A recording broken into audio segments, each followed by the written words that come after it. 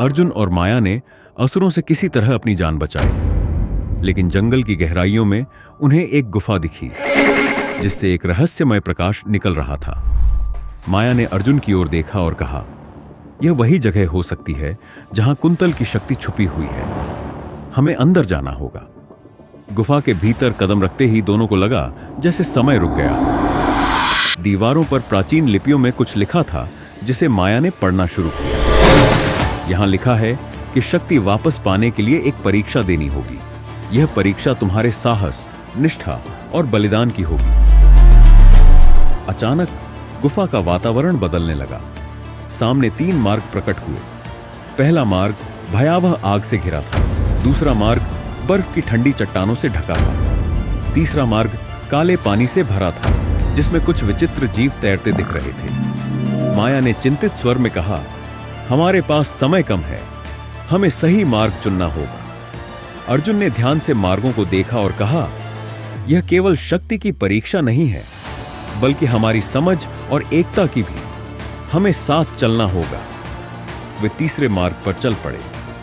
काले पानी में कदम रखते ही जीवों ने उन्हें घेर लिया, लेकिन अर्जुन ने माया को संकेत दिया। माया ने अपनी बुद्धि से जीवों का ध्यान भटकाया और अर्जुन ने आगे बढ़कर मार्ग साफ किया। जल्द ही वे एक विशाल कक्ष में पहुंचे। वहां एक प्राचीन योद्धा खड़ा था जिसकी आंखें कुंतल के साम्राज्य के दुखों को बयान कर रही थी। उसने कहा, तुम यहां तक पहुंच तो गए हो, लेकिन शक्ति केवल उसे मिलेगी जो इसे संभालने के लिए योग्य हो। योद्धा ने अर्जुन और माया को एक अंतिम चुनौती दी। उन्हें अपनी सबसे बड़ी कमजोरी को स्वीकार करना था।